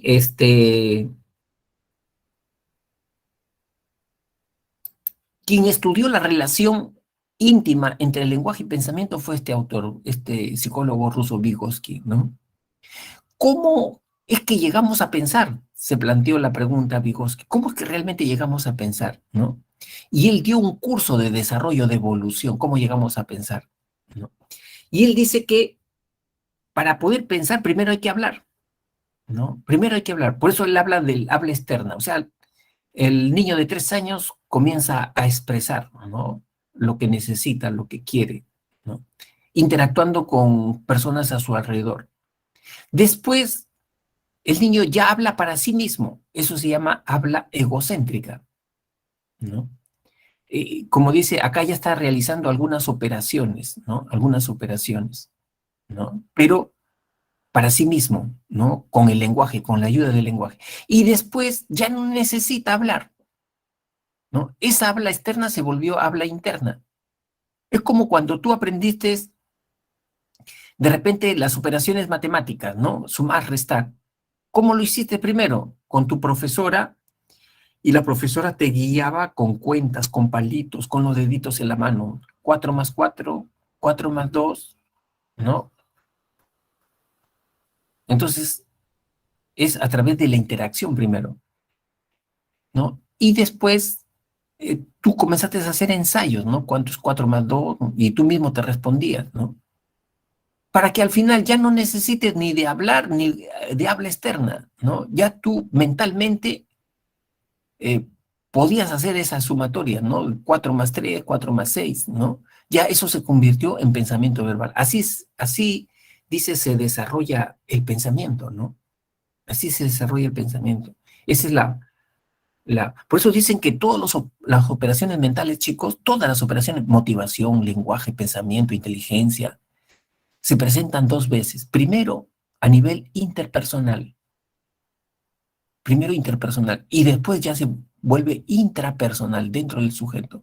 Por eso que para Vygotsky es importante la interacción, tener una buena interacción con personas que conozcan más, porque eso va a estimular el desarrollo intelectual de esa persona, ¿no? Bien. ¿Todo claro hasta acá? ¿Alguna pregunta? ¿Algo que no haya quedado? Profesor, ¿qué es la internalización y la mediación cognitiva? No entiendo mucho esa gráfica. Ya, es el proceso,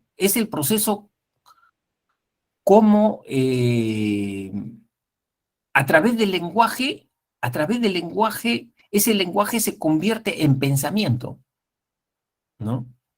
¿Se convierte en qué? En el manejo de signos y de símbolos, ya se convierte. Ese proceso, ¿cómo le llamó Vygotsky? Un proceso de internalización. ¿Qué es el proceso de internalización? ¿No? Es cuando las relaciones, ¿no? Las relaciones interpersonales, ¿no? Profesor-alumno, novato, experto, esas relaciones se convierten después, ¿no? Mediante el proceso de internalización, se convierten después en pensamiento verbal, en habla interna, ¿no? O sea, ya no necesitan soporte externo ya, porque yo puedo decir, mira, cuando termine mi clase en la noche, primero voy a cenar, después descanso media hora y después agarro mi cuaderno, ¿no? O sea, yo ya no necesito hablarme, ya no necesito escribir, ya no necesito que otra persona me diga, tienes que hacer esto, ya no necesito eso, porque yo lo puedo hacer mentalmente. ¿Cómo se llama eso? Habla interna. ¿Cómo se llama eso? Pensamiento verbal. ¿Cómo se llama eso? Mediación cognitiva. Ya tengo una mediación cognitiva. O sea, dentro de mí ya está el control, ¿no? Ya no necesito soporte externo. ¿Cómo se llama cuando tú adquieres esta capacidad? La capacidad de internalización. ¿Ya? ¿Alguna otra inquietud, chicos?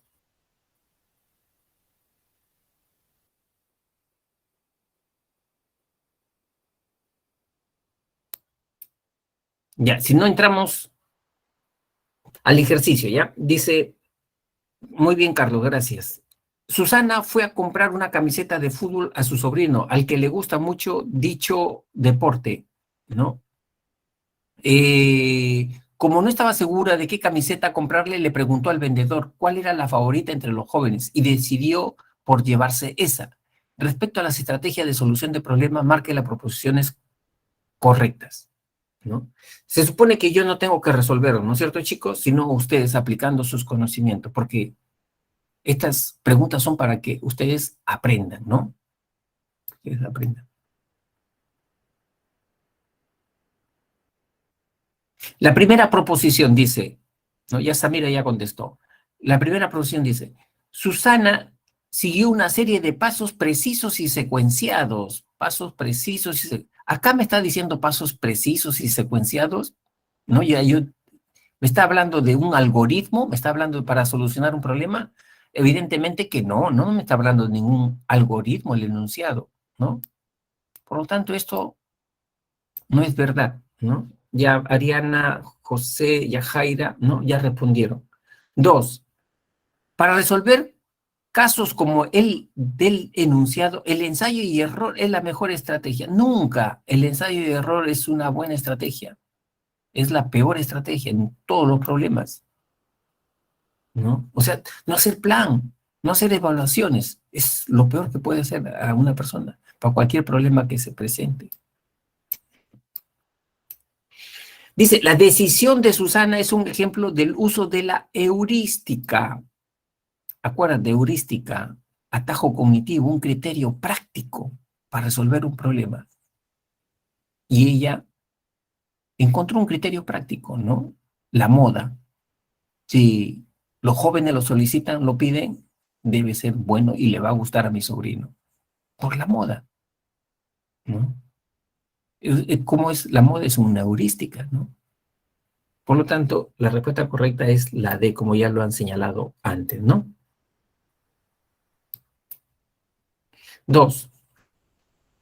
Dice, al ver jugar a su hermano mayor con un carro, Luigi le quita el juguete y le dice, yo manejar carro.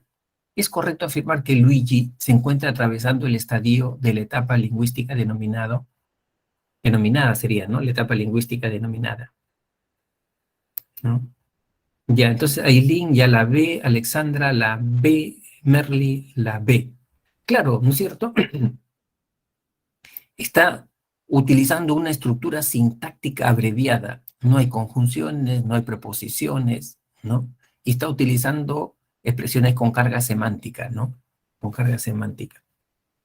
Por lo tanto, corresponde a un habla telegráfica, ¿no? Es el habla telegráfica. Ya. Luego tenemos la 3. Ricardo lleva 15 minutos intentando ordenar y filtrar información en un cuadro de Excel. Como no recuerda la fórmula, intenta resolverlo de distintas maneras hasta que por fin logra dar con la solución. Podemos afirmar que Ricardo resolvió el problema utilizando la estrategia denominada Alexandra la C, Yajaira la C, ¿no? Virginia la C, Eileen la C, ¿no?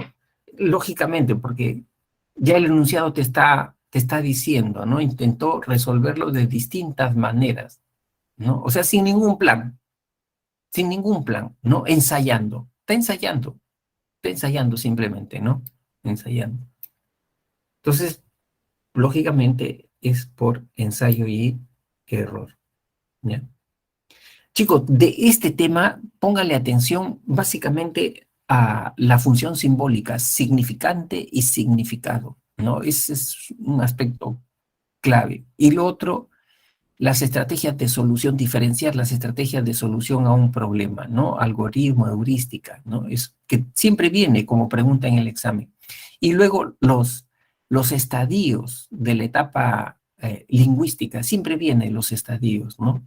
Entonces ahí ya tienen ustedes una pregunta fija, por ejemplo, ¿no?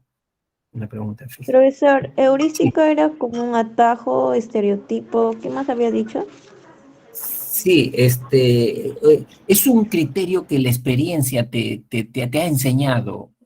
O sea, a mí la experiencia me ha enseñado que para conocer a unas personas, esa persona tiene que vivir una situación crítica, ¿no? Tiene que vivir una situación crítica. O sea, yo realmente la voy a llegar a conocer a esa persona si, por ejemplo, se ha enfrentado a la muerte, si ha salido de una situación de muerte, si ha tenido una situación de crisis económica en su hogar, ¿no? Entonces, ahí se conoce a las personas, ¿no? Cuando yo adopto ese criterio, ¿no? Para saber, ¿no? Cómo es una persona, estoy utilizando un heurístico, ¿no? Se llama un atajo. O sea, no necesito yo convivir con esa persona. No necesito convivir con esa persona, ni pasarme 10 años con esa persona, ¿no? Sino yo me informo de cómo ha pasado un momento difícil esa persona, ¿no? O como decían acá sus amigas, ¿no? Decía, ¿quieres saber cómo es una persona? Mira cómo trata a los animales, ¿no? Ya con eso te das cuenta, si vale la pena o no vale la pena.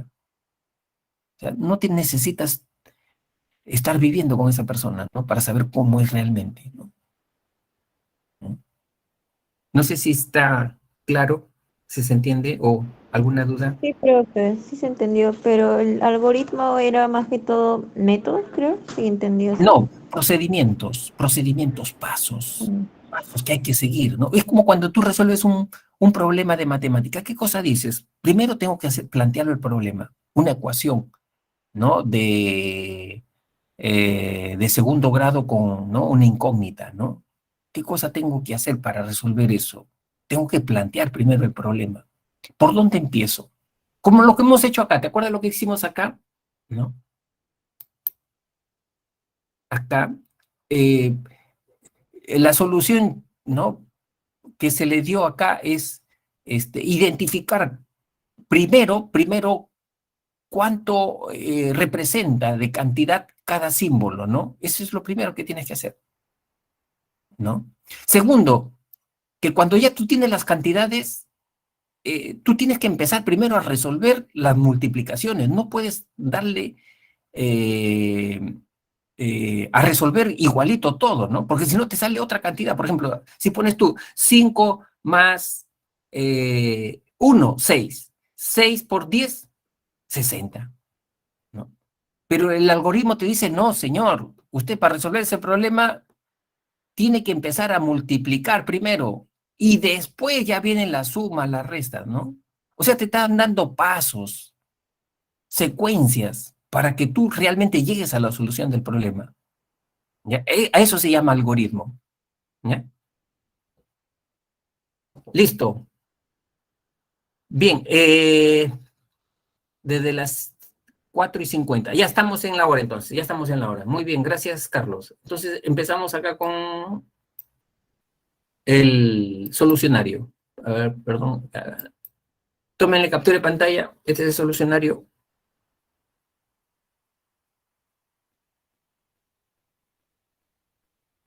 ¿Ya? Bien. Entonces, me despido, chicos. Muchas gracias. Gracias por su participación. Gracias. Hasta la próxima semana. ¿Ya? Nos vemos entonces. Chao, Samira. Gracias por participar. ¿Ya? Hasta luego. Ya, nos vemos. Chao, Yajaira.